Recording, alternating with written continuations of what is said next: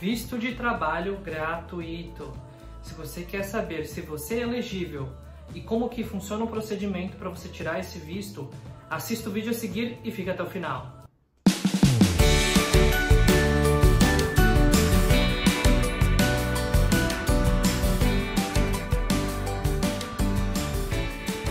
Minasan konnichiwa, canal Vinícius no Japão, para mais um vídeo diário, e hoje nós vamos falar sobre um assunto muito pedido, que é visto de trabalho. Como funciona o visto de trabalho no Japão? Quem é elegível ao visto de trabalho no Japão? Como funciona para tirar o visto de trabalho no Japão?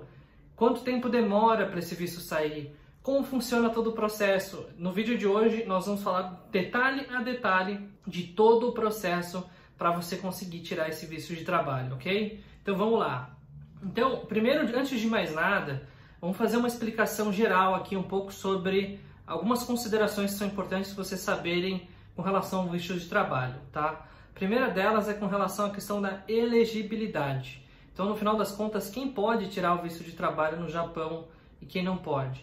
Tecnicamente, todos podem tirar o visto de trabalho, né? Não existe nenhuma restrição que impeça, por exemplo, os não descendentes japoneses de tirarem esse visto de trabalho. A verdade é que existem caminhos alternativos dos descendentes que facilitam a que esse visto seja disponibilizado, mas de forma alguma isso impede que os brasileiros tenham acesso a esse visto, tá? Inclusive, vou deixar no link da descrição aqui embaixo um vídeo que fala justamente de como tirar visto de trabalho se você não for descendente de japonês, ok? Então vou deixar aqui no link da descrição se vocês tiverem curiosidade depois.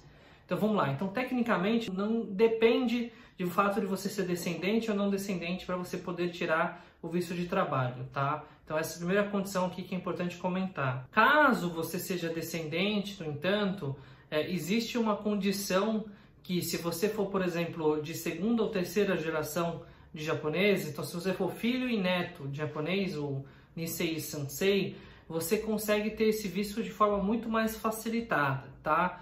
Então, pelo fato de ter essa ascendência japonesa, o fluxo de fato ele fica muito mais fácil e vocês vão entender durante o decorrer do vídeo o porquê disso. Algumas outras questões que as pessoas acabam perguntando bastante, tá bom, então eu sou brasileiro, eu sou maior de idade, mas o que mais que eu preciso ter para conseguir ter acesso a esse visto? Então vamos lá, vamos chegar nesse ponto.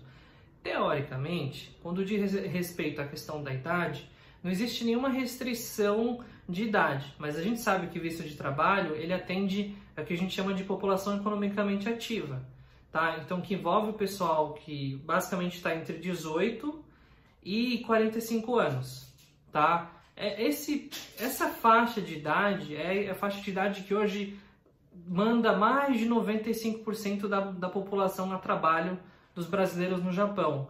Então, se você estiver dentro desse range de 18 a 45 anos, você tem mais chances de ter acesso ao visto.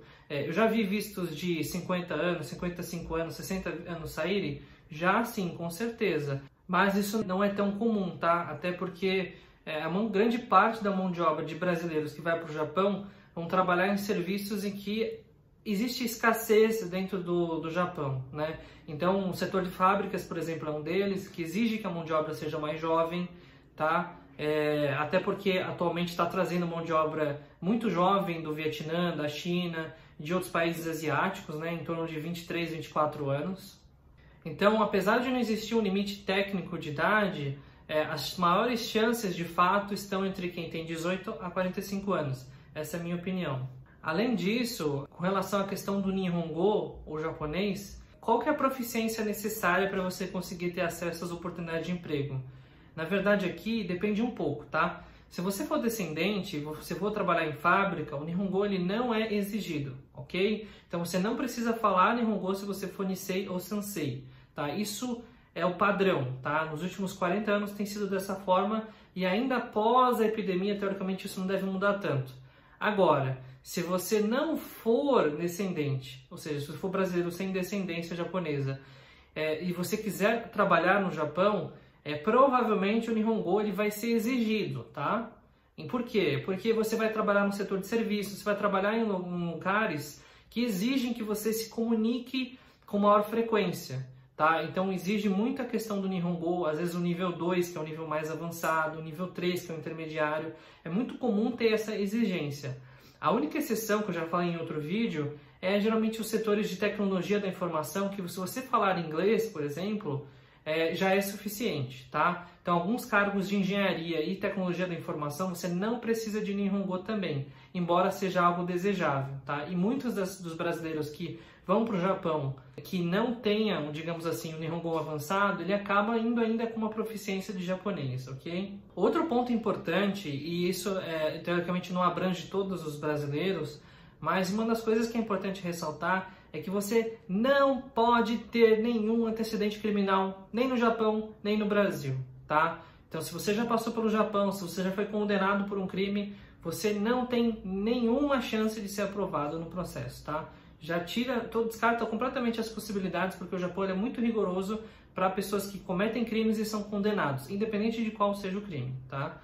No Brasil, se você tiver antecedentes criminais em âmbito federal, também você não vai conseguir ter acesso ao visto, tá? O Japão ele não traz, como nenhum país do mundo, Estados Unidos, Austrália, Canadá, nenhum país do mundo aprova visto de trabalho para quem tem antecedentes criminais, ok? Nem todos os países eles exigem esse atestado, certificado de antecedentes criminais, mas o Japão é um dos países que exige. E outras coisas que são importantes você entender, que são um pouco dos benefícios também que você pode ter com relação ao visto de trabalho, é que você pode trazer o seu cônjuge.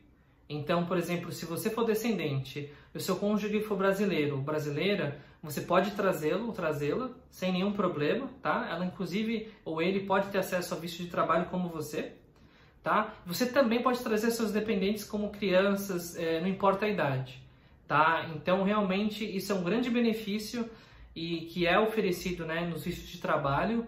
No entanto, vale ressaltar que se você tiver criança de colo e você, por exemplo, tiver se candidatando para trabalhar em fábrica e tudo mais, isso vai ser um problema. Por quê? Porque provavelmente você teria que ter dedicação para essa criança e tudo mais, então existem restrições inclusive para quem tem crianças de colo, crianças muito pequenas que ainda não podem ir para a escolinha, creche de uma forma geral, ok? Então vamos lá, agora que você já sabe quem pode, quem não pode, um pouco de como funciona a questão aí dos benefícios, vamos falar um pouco sobre o processo em si, né? Como que funciona o processo de solicitação do visto até que o visto seja concedido. E eu já adianto aqui para vocês que o processo na verdade é muito mais simples do que parece. Inclusive, eu já vou simplificar aqui para vocês em dizer que o processo em si, ele é quase como se tirasse um visto de estudante de turismo, digamos assim, do ponto de vista de cadastro, de ficha e tudo mais. No entanto, existem 3 documentos que se diferenciam desses 2 vistos, que são Kosekito-hon, de forma simplificada, é a certidão de nascimento, tá?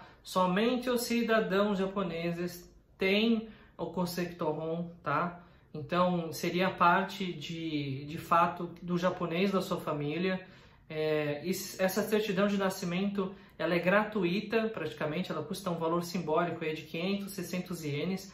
Ele é tirado nas prefeituras locais da onde foi registrado, né, teoricamente, o nascimento, como no Brasil, tá? Então funciona exatamente da mesma forma. Então, é basicamente a certidão de nascimento de quem é o japonês da família, para mostrar que esse japonês, ele teve filhos com os nomes, por exemplo, no caso você, se você for Nisei, e se forem netos, né, se você for neto, no caso, então vai estar registrado lá o nome do seu pai ou da sua mãe, e aí através do RG e outros documentos é possível comprovar que você é filho dessa pessoa que é filho de japonês, ou seja, você é neto de japonês, tá? Então esse é o processo, né, para quem for descendente e de uma forma geral. Lembrando que o visto de Yonsei também é muito comum, a gente tem outro vídeo aqui no canal que fala disso, ele não está sendo praticado de uma forma geral. Por quê? Além dos requisitos que eu vou comentar a seguir, que são importantes, você ainda precisa comprovar a proficiência do japonês N4, tá? Então, se você quiser saber mais sobre o visto de Yonsei, eu recomendo você consultar o vídeo aqui no link da descrição, porque é mais fácil para vocês entenderem esse assunto discutido à parte. Então, a gente falou sobre o Kosekito-hon, é um documento super simples, tá? Tem gente que faz mito em cima desse documento de nossa, é um documento difícil para tirar e tudo mais. Mentira, tá? Só precisa saber onde está registrado. Alguém precisa ir lá na prefeitura presencialmente para tirar e emitir esse documento por 500, 600 ienes, tá? Que hoje não passa de 30 reais, tá? Tem gente que cobra 300, 400, 500 reais para tirar isso e mandar para o Brasil. esse valor é abusivo, tá? Isso é um valor, inclusive, muito praticado no Brasil, então fica de olho. Então, o segundo documento, que é muito importante, é a questão do Mimoto, que é o contrato de trabalho. É um pré-contrato de trabalho que comprova que uma empresa tem interesse em contratar os seus serviços lá do Japão, tá? Então, você precisa desse contrato de trabalho todo assinado e tudo mais, emitido por uma empreiteira, ou por uma fábrica, ou por uma empresa lá no Japão. Esse atestado precisa ser encaminhado pelos correios para que você utilize dentro do processo de solicitação de visto, tá? Então ele vem todo assinadinho, todo bonitinho. E aí, se você for descendente, por exemplo, né, como eu falei, o fluxo é mais facilitado, você vai ter acesso a muitos despachantes que trabalham os vistos, né, para descendentes. E eles já fazem essa apresentação nas empreiteiras no Japão. Inclusive tem vários representantes no próprio Brasil, em São Paulo, espalhados por todo o Brasil, que tem essa representação, inclusive já tem esses contratos importados do Japão. Tá? Então o que eles fazem é uma triagem, e se tiver tudo certo, eles já te mandam esse contrato de trabalho. Inclusive, eles cuidam de todo esse processo de tirada do visto de uma forma geral por você. Então, essas empresas, empreiteiras, eles já têm despachantes até para facilitar. Agora, se você for brasileiro e não tem descendência, o fluxo ele é parecido, só que você pode contar com um despachante, ou seja, com um agente que vai te introduzir e te apresentar as empresas de uma forma geral. Geralmente, para o setor de tecnologia, você consegue ter acesso a esses profissionais, outros setores já é mais difícil. Tá? Você tem que ir por conta própria mesmo. Então, com acesso ao, de fato, a oportunidade de emprego sendo aprovado, você vai ter esse contrato emitido da mesma forma como os descendentes, ok? O fluxo aqui funciona exatamente igual. E um documento que é muito importante para muitos casos é o certificado de elegibilidade. Para quem não sabe o que é esse certificado de elegibilidade, eu vou simplificar aqui, é como se fosse um certificado de que você vai ter um fiador no Japão, tá? E geralmente é o seu parente. Então, você precisa ter esse certificado de elegibilidade se você for de fora da região de São Paulo e região do Triângulo Mineiro. Se você não for dessas duas regiões, do estado de São Paulo, do Triângulo Mineiro, você precisa do certificado de elegibilidade, ok? Geralmente isso é feito por despachante, então se você é descendente, você consegue tirar isso através do despachante. Você nem percebe como esse processo ele é realizado, ele demora cerca de 90 a 120 dias para ser emitido, mas na maior parte dos casos, quando há questão do fiador familiar, ele sai sem grandes problemas. Lembrando que o fiador ele não pode ter nenhuma pendência com a prefeitura, antecedente criminal, nenhuma restrição que impeça ele, inclusive, de renovar o visto, tá? Então ele precisa estar com a ficha limpa para que você possa utilizar ele como fiador, tudo bem? E aí, se você já tiver todos esses documentos prontos, então vamos supor, se você mora em São Paulo, você não precisa do certificado de elegibilidade, né? Se você tiver já o Conceptor enviado aí pelos correios e o Mimoto aí com as devidas assinaturas, você já pode ir lá no consulado e tirar o visto. É só isso, gente, acabou, tá? Lembrando que existem taxas consulares para tirar os vistos, vou deixar o link aqui na descrição para vocês consultarem, porque isso varia de ano para ano, tá bom? E dependendo do tipo de forma como você acessar o emprego lá no Japão, por exemplo, se for por despachante, empreiteiro e tudo mais, no caso dos descendentes, você nem vai pagar essa taxa, né? O próprio despachante vai cuidar disso por você, então você não vai precisar ir lá, inclusive no consulado, se apresentar para fazer isso, ok? E aí, depois que você tira o visto, teoricamente, você está hábil a basicamente viajar para o Japão dentro de um período de 90 dias, tá? Então, quando você tira o visto, apesar do seu visto, por exemplo, de trabalho ter 3 anos de duração, isso válido inclusive para os seus dependentes, ainda que eles estejam em ION-6, isso não importa. Ele pode ser brasileiro, pode ser em ION-6, isso não importa. Dependente é dependente, não importa em que situação ele se encontre. Você está apto já a embarcar, mas você só tem 90 dias para fazer isso, tá? Então não perca o prazo, porque se você não conseguir embarcar em 90 dias, o seu visto será revogado automaticamente, tá? E aí, então, se você então já tiver tudo preparado, tudo mais, bilhete comprado, tudo em ordem para você viajar, basicamente é só embarcar com a sua família, né? Enfim, se despedir dos seus parentes, familiares de uma forma geral aqui no Brasil e encaminhar rumo aí a sua nova vida no Japão. Tá? Geralmente, aí só um bônus aqui para vocês, quando você chega no Japão, de visto de trabalho principalmente, você tem, no caso dos descendentes, uma empreiteira que tem toda uma estrutura de tantosha, né, que são como se fossem os cuidadores, as pessoas responsáveis pela sua empregabilidade lá no Japão, que eles vão te ajudar, vão te introduzir à cidade, aos estabelecimentos, à empresa, à fábrica, eles vão realizar essas entrevistas de emprego posteriores. que, para vocês que não sabem ainda com esse pré-contrato que você tirou no Brasil, isso não é garantia de emprego lá no Japão, tá? Então você ainda vai para o Japão, ainda vai fazer entrevista nas fábricas para avaliar se de fato você vai estar apto a ingressar nas atividades, tá? 98% dos casos dá certo, mas você não necessariamente começa trabalhando na fábrica que você foi contratado, tá? E diferente para a parte de serviços, por exemplo, se você for contratado por uma empresa de tecnologia, você já vai saber para onde você vai trabalhar, qual lugar você vai sentar e tudo mais, tudo isso já é anunciado com muita antecedência, mas não é feito isso nas fábricas, fica de olho, tá? Não se iluda com relação a isso. E então, para quem chegou até o final, saiba que na maior parte dos serviços para descendentes, teoricamente, você não é cobrado por todos esses trâmites aí de visto e tudo mais, tá? Então eles inclusive chamam isso de cortesia, né, dentro do pacote. O que você paga é a passagem aérea e a questão da apresentação do emprego, tá? Existe um comissionamento de apresentação no emprego que acaba sendo exigido, tá? Então dentro do pacote, que geralmente as empreiteiras acabam facilitando do Brasil, ele envolve essas duas cobranças que geralmente são financiadas, tá? Então você pode pagar lá no Japão e ele é descontado em folha, tá? Em 6, 8, 12 vezes, não importa. Você, inclusive, se você tiver interesse, você pode quitar isso direto no Brasil e ir para o Japão sem dívida. 98% dos casos acaba não fazendo isso, ok? Então, o visto ele sai de graça para quem vai dentro dessas condições, tudo bem? Para quem não vai dentro dessas condições, para quem é brasileiro, por exemplo, vai trabalhar no setor de tecnologia, isso é negociado à parte com o agente que tiver, no despachante que você estiver negociando. E se você estiver fazendo por conta, você tem que pagar todas as taxas e tudo mais. Então, não existe nenhum tipo de isenção aqui para que você possa fazer os procedimentos, tá? Geralmente, se você for precisar de elegibilidade, por exemplo, você vai precisar de um despachante, tá? Porque precisa ter alguém lá no Japão que possa fazer a introdução do fiador, trazer os documentos e tudo mais. Então não é tão simples assim para você conseguir. Então geralmente você precisa de um despachante para que você consiga de fato finalizar esse processo, tudo bem? Lembrando que, como a gente está nesse momento, esse vídeo está sendo gravado no dia 23/6, ainda em meio a essa epidemia, os vistos ainda estão suspensos, tá? Então não está tirando visto de uma forma geral, embora as elegibilidades continuem em andamento, tá? Então, para quem está com o processo de elegibilidade em andamento, algumas pessoas me perguntaram, isso não muda nada, ele continua em andamento.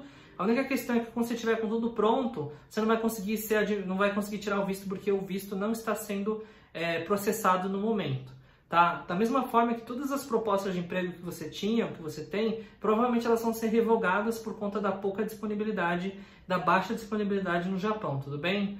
Então, assim que a situação melhorar, o processo volta ao normal e ele segue justamente todo esse roteiro que eu comentei para vocês aqui de uma forma simplificada, tá? Então, lembrando que, de novo, visto é para todos. Existem algumas restrições, tá? Existem mais chances de ser aprovado se você atender algumas condições que eu comentei anteriormente, tá? Se você trabalhar com despachante fica mais fácil, inclusive não é tão caro assim. E de fato, o visto é possível para todos, tudo bem? Quem quer consegue tirar esse visto, quem quer trabalhar, quem quer morar no Japão consegue. Ainda que não seja elegível no momento, você pode se capacitar e chegar lá. Então, se você não estiver preparado ainda, se capacite.